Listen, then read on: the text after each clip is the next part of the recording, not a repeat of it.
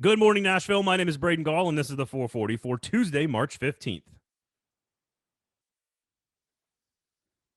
It is a Tuesday, so we welcome Zach Lyons from the Football and Other F Words podcast. BroadwaySportsMedia.com as well is the website. You can catch all of his stuff there. And every Tuesday, we like to have a longer conversation, primarily about football. Zach, good morning, sir. How are you? Good morning. It is free agency. I love it. We're in the midst. Yes, a lot of stuff to get to today on the show. We will we do have a couple of questions that center around sort of the Nashville Predators and the NCAA basketball tournament. I've got a question about fan bases, Titans versus Vols. I've got a question for you about record chasing, which the Predators are doing, and frankly, Derrick Henry single-handedly is doing for the Tennessee Titans. So we'll get to a couple of those things a little bit later on. It looks like Deshaun Watson is on the move. I've got a trade that I would like to present to you a little bit later on at the quarterback position for the Tennessee Titans. But no, it's not any of the names you think it is. So I'm going to present that to you for you to ridicule, Zach, if you're okay with that later on. Ready. I love it. You know me. I love a good ridicule. Right. We'll get into some of the positions of need, but we got to start with the offensive line and what they've already done, the Titans, in free agency. Before we do that, of course, the 440 brought to you by the Kingston Group. If you own a home in Nashville, you, of course, know that the real estate market in this city is completely wasted, and therefore you need to have really good people on your side helping you make good decisions. The Kingston Group are those people. BuildKG.com is the website. Go to the website. Just talk to them. Have a conversation. I guarantee you will learn more about your house, and they will help you make a better decision. So, Kingston Group, BuildKG.com. All right, Zach, we've got some free agency news. We are recording this late on Monday afternoon. So, as of right now, Ben Jones has been re-signed to a 2-year, $14 million contract. You've got Jamarco Jones, an offensive lineman from the Seattle Seahawks, has been signed a 2-year, $5.75 million deal. They cut ties last week with Roger Saffold. They still have Dylan Radins. They are going to let David Quessenberry walk. They cut Kendall Lamb. I think I got most of the moving parts there. Obviously, Nate Davis is penciled in. Taylor Lewan is penciled in. Ben Jones is back. So just on the surface, first and foremost, while you look around free agency and you see the Jets and the Bengals and the Jaguars investing a ton of money in free agency along their offensive line, what do you make of what the Titans have done so far with this group, which we think is obviously a critical piece of the Tennessee Titans' offensive identity? Well, they brought back the most important piece in the offseason. That was Ben Jones. I mean, Ben Jones was arguably your best offensive lineman. I'm going to go back and say probably the last 2 or 3 years. I think he's the most underappreciated lineman until this year. But when you really look at it, he is the leader of the offensive line on game day, and that's super important. Now, if Ben Jones wasn't coming back, there were other people. There was no reason to freak out if he wasn't going to come back. But obviously, he's coming back on a 2-year, $14 million deal. I'm sure that it's going to be good 2-year deal that pretty much, in my opinion, takes away the need to draft a center. So that is a good thing to have, because I get that he's old, but Jason Kelce is like 2 or 3 years older, and he just got a All-Pro vote and in the Pro Bowl and at center. So offensive linemen tend to age well for the most part. Those who stay from getting injured, on the flip side, you got Roger Saffold, who's clearly breaking down.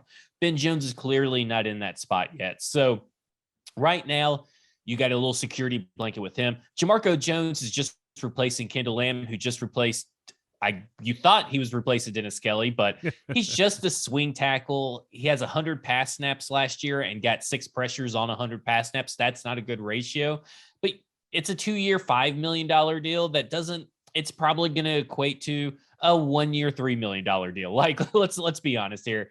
This guy's not coming in to start, no matter what Joe Rexrode has said or Mike Herndon has said, because I've seen both of them talk about this guy's going to be he's number 1 on the depth chart is what Mike put him as. And then Joe said that he's going to compete.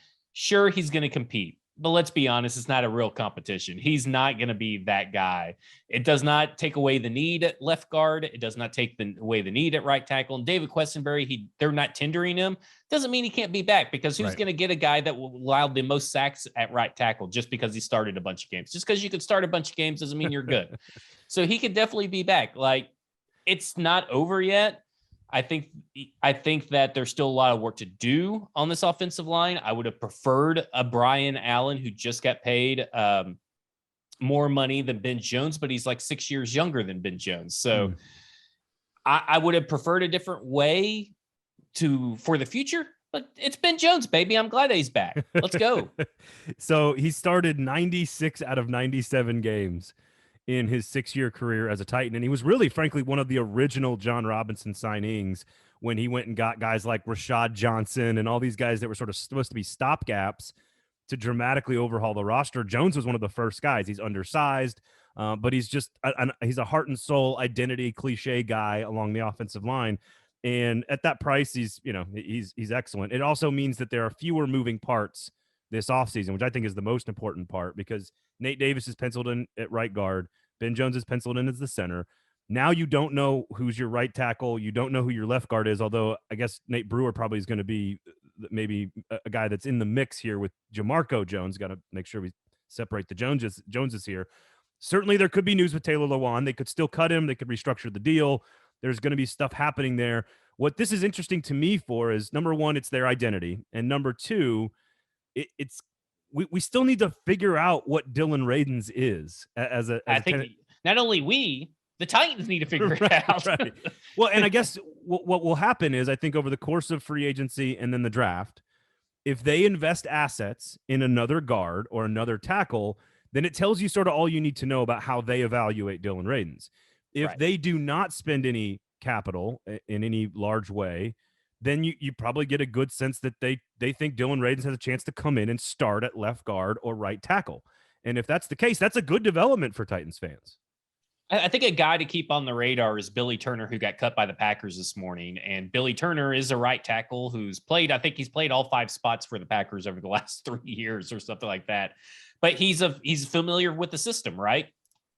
Billy Turner, if he gets signed, then you know that Dylan Radins is a guard. Or they've just completely given up on Dylan Radins. Like, right. Who the hell knows? Because they have treated this Dylan Radins draft pick. I get that Isaiah Wilson is the worst draft pick that they've ever drafted, but Dylan Radins is the most mismanaged draft pick, in my opinion, that they've ever drafted. They have just totally, I feel like, ruined this kid, unless they're just trying to be coy and cute, which they kind of tend to do. And they already know that he's going to be right tackle. But you're right. If they get a higher price guard than Jamarco Jones, or they get a right tackle, then you know where Dylan Radins is at, right? He's going for the other spot. I also wouldn't put it past them, because I still love the value of the interior offensive line, whether it's Linderbaum out of Iowa or Zion Johnson out of Boston College. I like both those guys. And there's a couple other guys as well that could be early second, late first round picks. I wouldn't necessarily put it past them to still invest in that position, which would tell you about Dylan Radins, but also it would create a succession plan behind Ben Jones, because he's 32. He's going to be 33 in July. He does get banged up, even though he's tough as nails and he comes back into the game all the time. He does get banged up frequently. He's writhing around on the field, and then he limps off, and then he comes back in. You're like, damn, that dude's tough. So that it's not there yet. They certainly believe in 2 more years with him, but the offensive line was, this time last week, the number one biggest concern. They cut Roger Saffold. Now, at least with Ben Jones back and a depth piece back in the other Jones, you do feel a little bit better about where they are, assuming that there's probably some more moves to come along the offensive line. If no moves come in free agency, there is a move coming in the draft. So don't freak out if April rolls around and they still haven't solved one of these issues. Yeah, it's going to happen in the draft at that point. Also, I would like to say this about every player at every position. To all of you that dunked on Nate Davis the first half of his first season, where's Nate Davis now? Like, the players evolve. Like Christian Fulton, everyone dunked on Christian Fulton for a year and some change. Turns out he's a pretty good player. Like, you got to let these guys develop sometimes. Football's a hard game. Just want to throw it out there. I know that's like not hot take and conflict doesn't sell. I get all of that, but patience sometimes matters. What other positions of need now? What are the priorities? I would say tight end is number one for me. It's still number one. This Jeff Swaim bullshit that they just put on us today. That's how you open up free agency, is with Jeff Swaim. The big announcement. There's like all these people are signing all these cool names. Titans have signed Jeff Swaim to a 1-year extension. Like, what a disgusting act by John Robinson, who probably did that on purpose, by the way, to troll everybody, to make the first official announcement in the negotiating window, Jeff freaking Swaim, which, by the way, is spelled Geoff and has been since he's been a Titan for 3 seasons, not Jeff, like I've seen a few people type, even media members. And I think it's time that if it's fine, right? Okay, I know that there's going to be other tight ends that are signed or drafted, but if he is if the plan is that he is your tight end 1, that's not the plan. Shoot me in the face. No. Please do not let Jeff Swaim end up tight end 1 for this team. As someone who would enjoy shooting you in the face, I can tell you that he is maybe, I mean, he serves a purpose, which is to block people in the running game. And I know he's only 28 and he had a decent season for what he is. He is not the starting tight end 1 that this team needs. And I don't know if there's that piece in the draft.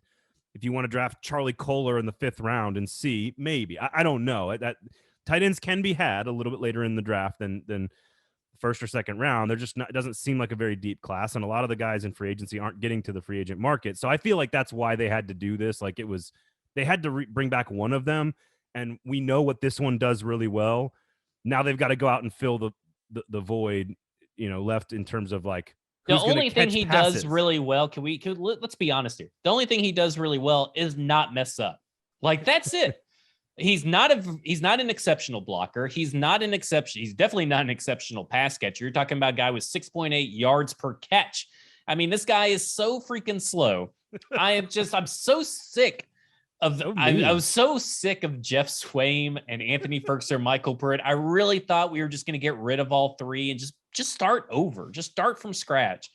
And damn it, John Robinson, if you didn't disappoint me right off the bat. $10 million for Jonnu Smith looks awfully nice right about now. Shoot, I tell you. So obviously Ferguson and Pruitt are among a bunch of other names that we're waiting on to hear from. Dante Foreman, Dalton Hilliard are both names that are going to be free agents as well. I think one of those 2 should be brought back. I think they do need a piece at running back. I like that Foreman can do some of the things that Derrick Henry does, so that when you change those guys out, you're not changing the player skill set all that dramatically. But I would like to see another weapon, which is obviously why they drafted Darrington Evans. It just hasn't worked out. Rashaan Evans, Jayon Brown are on that list as well. Randy Bullock, old Randy, probably needs to be brought back. Ola Adenahi, Dane Cruikshank. That's sort of your list of potential free agents. I would. There's still some cuts pending as well. Jackrabbit Jenkins could be let go.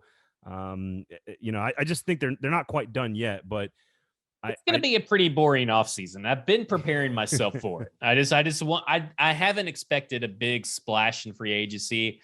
I kind of think it's going to be a lot of the same people that we've seen with a few new faces. Like, I don't think it's going to be anything exciting. Maybe it's a good thing to get my hopes down, so that way I'm pleasantly surprised if something does happen. And that's not necessarily a bad thing to be boring in free agency, because you could be the Jaguars and pay Christian Kirk $18 million a year up to $20-something million a year, something crazy like that, like with incentives and stuff. Are you kidding me for Christian Kirk? Like, it could be worse. So a lot of times what you'll find out is the teams that win the offseason, the Browns, the Jaguars, the same names over and over and over again, are not successful over and over again. So sometimes it's probably good to be a little bit boring. Wasn't it the Eagles' dream team, the one-off season where they brought like Vic in and like they signed a bunch of free agents and then like didn't make the playoffs? Vince Young was there. Listen, the great teams, just like college football teams, build through recruiting, not the transfer portal. The great teams in the NFL build through the draft, period. That's just it. You can supplement nicely with free agents, or you can rebuild a roster nicely with free agents, which is clearly what Jacksonville's trying to do.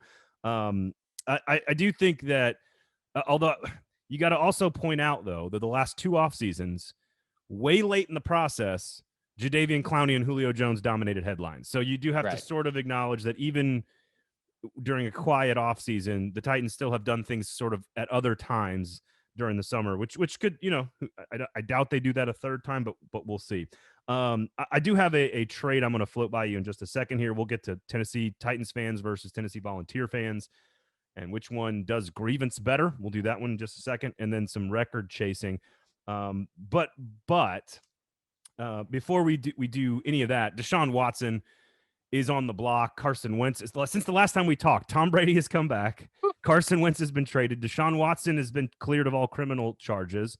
Still has to go through an NFL investigation, kind of sit down with Roger Goodell. There's a 4 to 6 game suspension conversation that's being rumored about him as part of this. Yeah, and he has a deposition today. Yes. Tuesday. Because there's still civil stuff that could be worked out with him.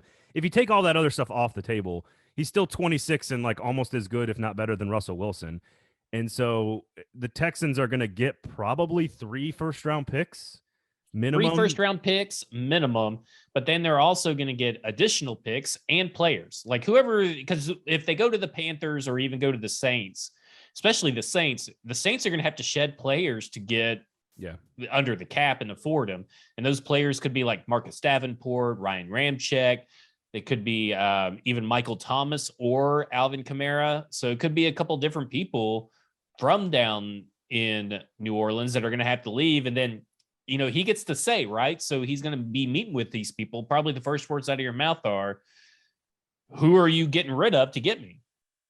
Because if they're getting rid of AK, is he really going to see them as exciting anymore? Because there's no AK down there. It's just Michael Thomas, who isn't DeAndre Hopkins. Like, I don't know. Yeah. It's just going to be it's interesting to see how this will all play out.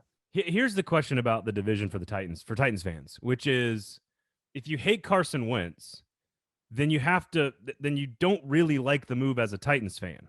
Like, you have to acknowledge that it's a really smart move by Chris Ballard and the Colts to do this. Oh, no, sir. If you hate Carson Wentz. No.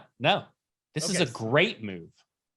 Because I hate Carson Wentz, but everybody else is worse. So that tells you everything about all these other quarterbacks. They're all worse. So in my opinion, it's even better, because then not only that, they just gave up a first-round pick, and they really got nothing of importance in return. So they've really screwed themselves up for 2 years, because this quarterback and this whatever quarterback they get and whatever roster they have is going to be good enough to keep them away from a Bryce Young or some other.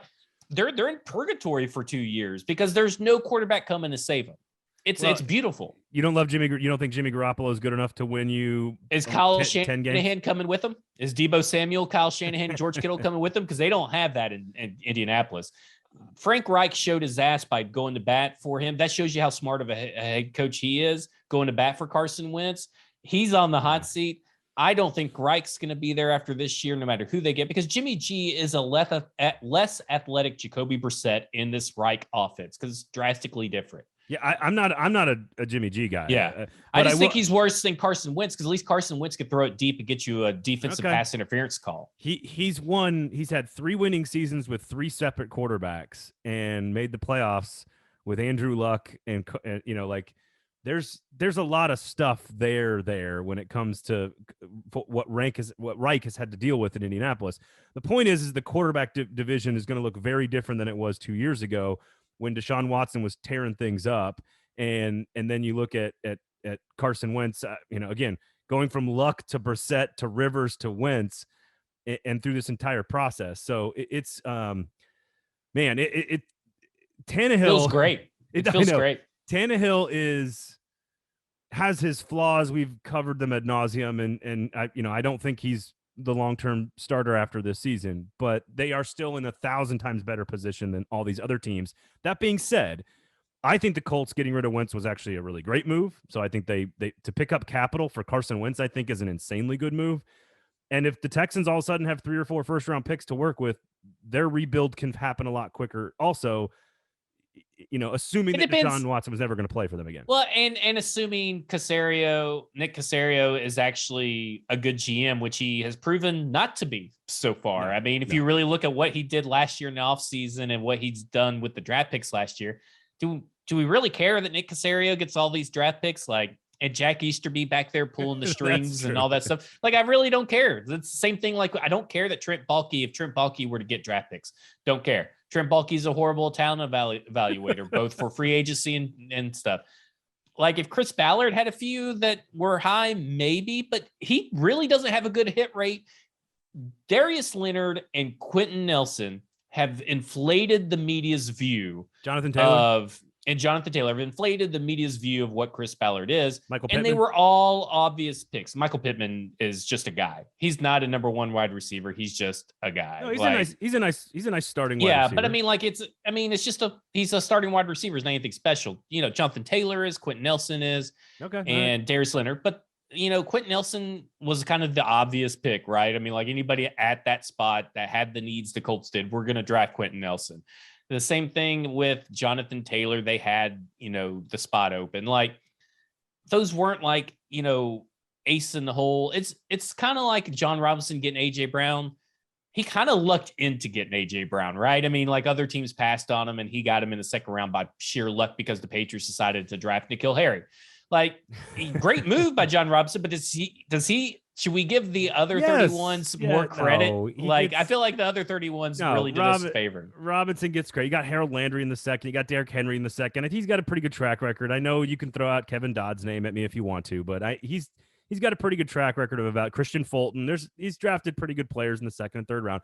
I'm not saying that he's not a good GM or anything. I'm just saying that let me say something. John Robinson has hit on his picks more than Chris Ballard has hit on his. Here's what I would say. I totally agree with you that I trust the Texans to screw it all up. I'm with you on that. I think Chris Ballard is a victim of media, which is to be good at media, to be great at media, you either have to be a genius or you have to be freaking awful. There's no middle ground, and I think Chris Ballard's in the middle. I think he's an okay general manager. He's an average GM. Right. That's it, and his record shows that 41-40. He's an average GM. And that is not how you get clicks and win radio segments and quarter hours and all that other crap that goes along with the media. He has to be a genius or he has to suck. And if it's not one of those, it depends on if he gives you information or not, because that's what it really boils down to, is that Chris Ballard's buddies with all these people because he's just, this nice guy and stuff. Right. But I've seen quite a few people tweet out, lately. I'll say this. As it goes on, this offseason goes on, I've seen more and more people start realizing Chris Ballard's probably not as good as we all thought he was, a couple of years ago. So it's coming. It's coming. And it's not that he sucks. It's just that he's not as good as what the media portrays him. Somebody has to be good, though, at something for Indianapolis to have had a different starting quarterback every year and to have made the playoffs 3 times, to have 3 winning records, and to keep having solid football teams despite all this complete dysfunction. Either Frank Reich sucks, Chris Ballard, somebody has to be good at something because they continually play. They've only been to the playoffs twice, by the way, under Chris Ballard. But 3 winning records with 3 separate quarterbacks. And the only losing record he had was Jacoby Brissett when Andrew Luck retired literally in the preseason. So they have figured out ways to have winning records. And I don't know, we need to move on from the Colts, but they've been a thorn in the side of the Titans. Two losing records, by the way. They're not anymore. 2 losing records. What are you talking about? They were 4-12 his first year as GM. They were 7-9 in 2019. Yeah, you're talking Ballard. I was talking Frank Reich 4 years. Sorry.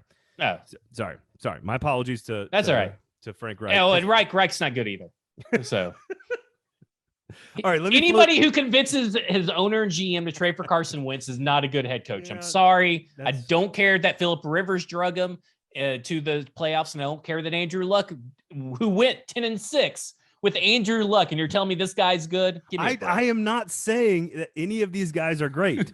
I'm just saying somebody there has to be good at something because they are, with that much turnover and that much awfulness in charge, they still figure out ways to have winning records. That's all I'm saying. They are lucky to play in the AFC South. Let me tell you, because if they were in another division, they would be the last place team. If they're in the AFC North, they'd easily be last place team. Also, you could just win this argument by saying, look, the Jags went to an AFC championship game recently. Well, that is true. 2017. Yeah, right. All right, let me float something to you here, and I have not heard Titans fans talk about this much at all. I'm gonna name drop here on the show, and I was working with Mel Kiper over the weekend, and I asked him. I said, "Look, none of these. John Robinson has talked about quarterbacks at the combine. They put an offer on the table for Aaron Rodgers. There's been all this talk about Tannehill, and I said, where would Jordan Love be graded at this year in this draft class? And he said it wouldn't even be close. He'd be graded number 1 ahead of Malik Willis, ahead of Kenny Pickett. It wouldn't even be close." So just with that as some context, I'm not suggesting I agree with him or disagree with him, but just with that as context. now would be the ideal time for the Packers to trade him because his value is still unknown and Rodgers is at the beginning of his new contract. So this would be the right time to move him. If you, in theory, believed you were going to be looking at quarterbacks late first, early second round, and you were looking to upgrade the position of Ryan Tannehill, who's going to have a big out in the contract after next season, couldn't you do a lot worse than trading a late first or an early second to Green Bay for Jordan Love, who, by the way, is younger than Kenny Pickett? Oh my God! Are younger you than Kenny first Pickett? Or second? Hell no. Yeah, you could. The only thing you could do worse is just not turn in a draft pick. I mean, like to me, wow. Yeah. Like I'm not here to trade. Look, if the Titans want to trade, one of the compensatory picks, I think they'll get a fourth round extra fourth, right? If they want to trade that for Jordan Love, I would probably, me personally, be still upset, but I'd at least understand it. That's not even close to what the asking price is going to be, just so you know. And guess what? And I get that. Okay. The asking price is too high. You do not trade a first for Jordan Love, who has a worse arm than Marcus with nerve damage. That's what I saw at the Kansas City game. When Jordan Love played against Kansas City, it was the worst quarterback performance I've seen since Nathan Peterman played for the Bills, I think around Thanksgiving. And he threw 4 picks. It was an awful performance. This guy sucks. I could you can't say that about a guy who's played one game. Listen, if he sucked, do you think they would pay $200 million for a quarterback? Like, I get that it's Aaron Rodgers, but I don't think they're related. Really? I don't think they're related at all. I think they have to be related. If you're signing him for 4 more years, why'd you even trade up? Which they did. They traded up for Jordan Love. Would you like to know why? Because they're idiots. No, because Rodgers was coming off his 2 worst years at the time. Listen, I don't want the Titans to make the move. I'm a Packers shareholder and I don't like Jordan Love. So I'm not agreeing. Yeah. I'm not saying that this is what they should do. I'm just saying if John Robinson has a high grade on Jordan Love and you can acquire him for about the same cost as one of these guys in this draft class, which they have now openly talked about, which again, I'm not even suggesting is right or wrong. I think Jordan Love is the option, not any of the guys in the draft class is what I'm trying to say. Like if you're going to do this and go down that path and John Robinson trusts his evaluation of one of these guys, to me, Jordan Love is the best option of these guys. The Packers were coming off the 2 worst. It was Aaron Rodgers' 2 worst seasons basically of his entire career. And they thought they had a chance to replicate the Aaron Rodgers thing by drafting Jordan Love. I think it was a bad move. Since then, Matt LaFleur and Aaron Rodgers have won 2 MVP awards since that time. And quarterbacks are playing to 44 now instead of 38. So I think things have changed. I think if they can trade him for something close to what they paid for him, then I think it would be smart for them. And I still don't know what the Titans are going to do in 2023 for a starting quarterback. I don't think, unless you're going to completely rework Ryan Tannehill's contract, I don't know. You have to get something. There has to be some plan. Let's say if you're going to trade for Jordan Love, because they don't have a second round pick. So if you're going to trade for Jordan Love and you're going to trade using your first round pick, they better be sending back a second and a third with them, because this team is going to have holes that need to be filled in the draft. And I don't see it with Jordan Love. I just do not think he's a good guy, a good quarterback. I agree with you. And I don't think that he's going to fix your issues at quarterback with Ryan Tannehill, because you're going to get him in here at camp and he's going to suck. And then you're going to be like, well, shit, I traded a first round pick for this guy. Yeah, I know. I don't know. I just think that you can't say that the two aren't related, the contract with Aaron Rodgers and this, because you don't pay a quarterback $200 million if you believe that your other quarterback is ready. Okay. I'll say you're right that they're related in one sense. The Alex Smith trade from Kansas City was clear that Patrick Mahomes was the guy. Right. So I agree with you. If Jordan Love had made it so obvious and so clear that he was the guy, then maybe you're right. You look for the big trade offer. You try to acquire 3 first-round picks and you trade Aaron Rodgers. I don't think even, again, outside of that one rare Mahomes situation, I just don't think you can replicate that very often. So Aaron Rodgers is still better than every other quarterback on the planet, basically. Right. So there's a little bit. I agree with you. There's a little bit there this is exclusively just like drafting, because I don't like any of the guys in the draft. This is all about John Robinson's personal evaluation process. If he thinks Desmond Ritter or Jordan Love or whoever it is, and that's there, he better be freaking sure that that's the guy. That's and all I don't saying. think at this stage in the game, with everything that's happening in free agency and with all these quarterbacks either coming out of retirement or signing with teams or being traded for, I think it's not totally off the table that the Steelers take a first-round quarterback, but now they don't have to, right? Because of Mitchell Trubisky in Pittsburgh. Seattle's the real wild card. They're the only team with a blatant need in the first round for a quarterback. I think you could probably get at this point Desmond Ritter possibly in the third round or Carson Strong possibly in the third. That's okay. I think that's fine to do and not give up something for Jordan Love. Okay. If you can give me Jordan Love for a third, I'd still would take Jordan Love, but I agree.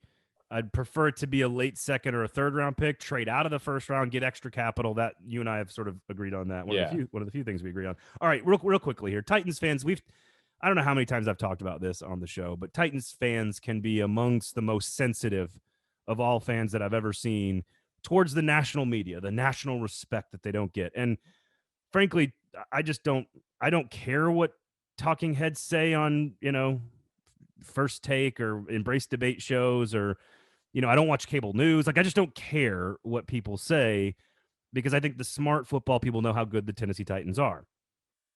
I think smart basketball people know exactly how good Rick Barnes and the Tennessee basketball team is. And I think it's okay for fans to say, hey, you know what? I think the Vols should have been seated a little bit higher or whatever. But I do not understand the amount of grievance that seems to be sought out by both Volunteers fans and Tennessee Titans fans in general. Which one does grievance better, in your opinion? Which one goes after the grievance harder, Vols or Titans?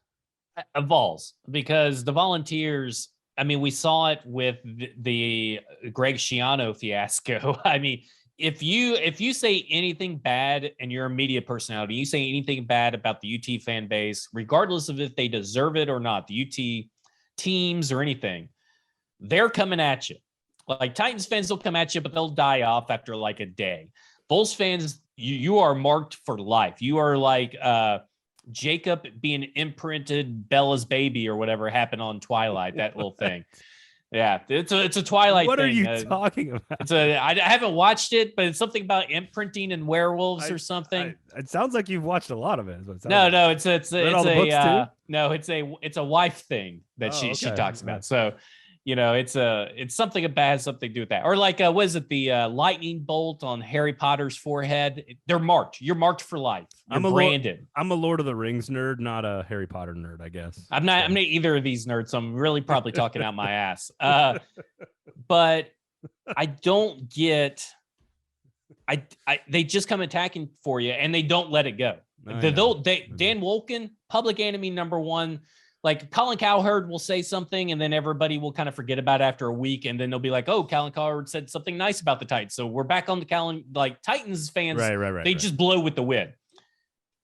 UT fans, they go against the wind. They will fight and climb the mountain until the day that person is dead in the ground. And so I think that they are one of the worst and most annoying fan bases out there. And I think the fans that are media, that are also fans, they're just as bad as the actual fans. Name names. Like, I'm about to. Zach Reagan and Chad Withrow that's all they talk about. Their feed is just constantly complaining about not getting the 1 seed. Look, 1 seed, 3 seed, 4 seed, Johnny Appleseed, it doesn't matter. The Volunteers are not going to make it to the Final Four. You heard it here first. Wow. They're going to have an early exit. Just because Rick Barnes caught lightning in a bottle at the right time in the SEC tournament doesn't change that you guys all wanted him fired a year ago.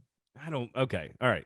First of all, I put a poll question up, and I agree with you. I put a poll question up. I said, which fan base does grievance better? And 71% Vols, 29% Titans.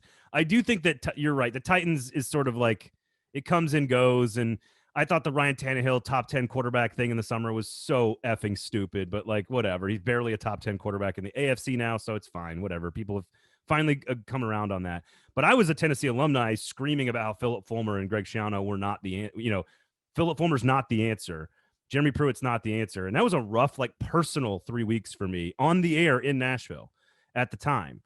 And I agree that Tennessee fans will hold on for dear life. Lane Kiffin, like, the Aaron Kraft barbecue story, which is not why Bruce Pearl got fired. He got fired for a whole lot of other stuff that no one actually really knows about. You can go down the list of stuff, it's just that in these moments, Tennessee fans, what's so funny about it is that they could actually acquire sympathy in these moments from the national fan bases. Like if they were to say, man, look at Lane Kiffin, he left. Congratulations, he got his dream job, but we're really sad we lost our guy. You could have actually gotten sympathy out of that, but instead you went and, like, he needed a police escort to get out of his house. He acted like a bunch of idiots. So, like, every single one of these steps, and I think David Ubben wrote this in a column, like, every one of these times where Tennessee fans could earn sympathy, they turn it around and they make it look like people eventually just go, there's no way I'm going to defend you on this. I cannot defend your actions on this. The Greg Schiano stuff is a perfect example. If there was a free throw, if someone in another game that is not even in the SEC, let's say it's Oregon versus UCLA in a basketball game, and some fan farted in the stands during a free throw when it's all quiet, and there was this really loud fart, UT fans would get on the internet and they would say, whoa, I thought we were the only rough or bad fan base, or the most disgusting fan base. There's a person over here. Pat 40. Come on, Pat 40. Take that. I mean, they're all about holding on to grudges. I've never seen anything like it. The refs are always out to get them. The refs never screw over any other team in any other sport. They are that's the most annoying fan base. And here's the really funny thing about the entire conversation about the basketball team. Again, most of the people outside of Tennessee fans agree that the Vols could have been seated a little bit higher. The problem is that every smart basketball person then turns around and says, but they actually got a better draw where they are as a 3 seed. Because now they're going to play Colorado State in the second round. Then they're going to play Villanova. Then they're going to play Arizona, a team they already beat. That's an easier path to the Final Four than some of the other slots they could have been that were perceived to be better. And just they care more about a little number, yes, and a little name on a bracket than they do about actually winning games. And I disagree with you. I think they're completely capable of getting to the Final Four. And if they are good enough to get to the Final Four, then it doesn't freaking matter what seed you are. If you're good enough to play well enough to get to the Final Four, then you're going to get to the Final Four no matter what. Hey, listen, if you can't get to the Final Four from the 3 seed, and the 1 seed has the harder bracket, then guess what? You weren't getting the harder bracket. Guess what? You weren't getting in as the 1 seed anyway. So what the fuck does it matter? I don't know. There's just, and I don't think it's one particular media member, but I do think the Vols media in general is way worse than Titans media. I don't think the Titans media it turns into homers and starts like campaigning for like the Titans to be treated better. I don't think that happens. Hell, most of them say quit talking to the national guys. I mean, that's what we've said numerous times, and I know PK has said it as well. So I think everybody has. I think the Titans media is actually harder on the team. I think the Vols media, sometimes they're just a complete apologists, and it's and again, I think it's the whole media and all of the fans. I'm not calling out any one person, and frankly, I just don't appreciate that grievance is all over the Twitter in general, just grievance everywhere. So listen, guys, Tennessee's a really good basketball team. They've got every piece that could possibly need to go to the Final Four. And if they are good enough and play well enough, they're going to get there, whether they're a 2 seed or a 3 seed. The only thing that matters in the Villanova match in 2 weekends is the color of the jersey. It's the 2 or the 3. If they play each other in the Sweet 16, which is probably going to happen, the only thing that changes between the 2 and the 3 is the color of the uniform. That's it. It doesn't mean anything else. That's what you're screaming about. Get over it. Move on. Drop it. All right. Preds records here. And I want to tie this into the Titans, Zach, before we let everybody go.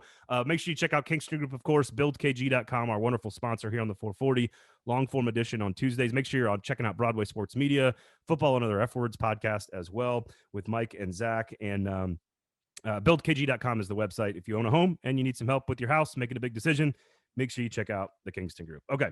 Preds, there's all kinds of Preds chasing records. Forsberg, Duchesne, Yossi, they're chasing all kinds of single-season records and career records for the Nashville Predators. And it's a fun thing. It reminds me of being like an 8 or 9 year old kid again when I get to like track records. That was fun to do when I was a kid. I don't care as much about it anymore as an adult, but it is kind of fun to do. And it got me thinking about the Titans records.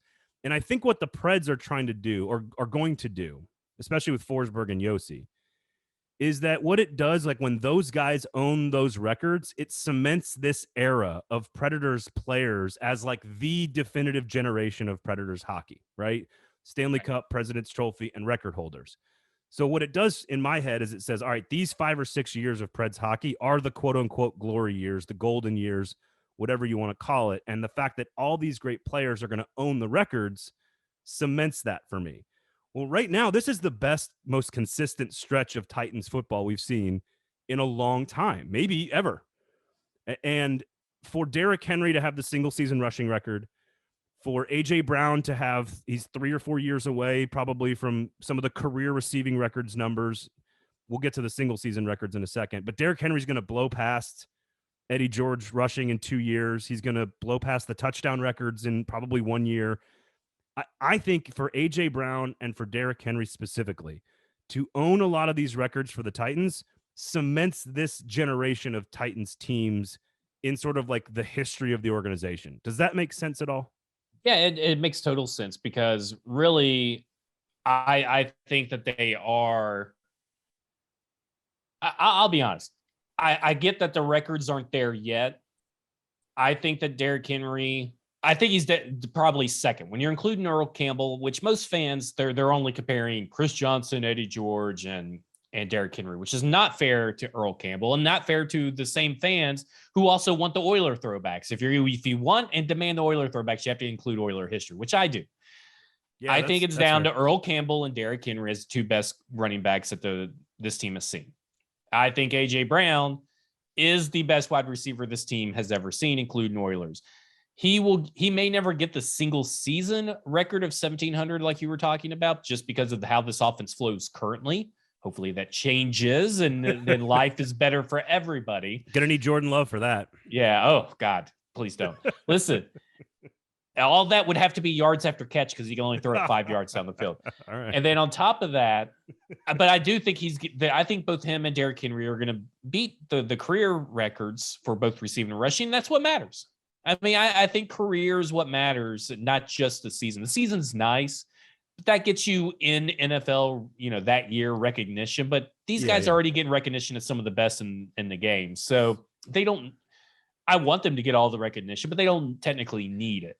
Derrick Henry is 1,600 yards away rushing from passing both Chris Johnson and Earl Campbell. He needs about 3,000 yards to pass Eddie George. So very reasonable to say in 2 more seasons, Derrick Henry will have all of the records. The single season touchdown record is 19, and he's had 17 in a season before, so he could in theory break that one. He's already got the single season rushing record. He's only 6 touchdowns away from 74 total touchdowns, which is the franchise's all-time record, and he's only 8 touchdowns away from Earl Campbell's 73 rushing touchdowns. So the career numbers are within 2 seasons for Derrick Henry, which we know he's going to be here for those 2 years. The receiving numbers are interesting. Ernest Givens is the all-time receiving record holder, 542 receptions, 7,935 yards. Charlie Hennigan, who has the single season records, has 51 career touchdowns. I could see A.J. Brown in 3 or 4 seasons basically catching Ernest Givens' yards record and Hennigan's touchdown record. Like, I don't think it's that out of reach. If they sign him to one more contract, I think A.J. Brown will end up with all these records. Yeah, I think you're right.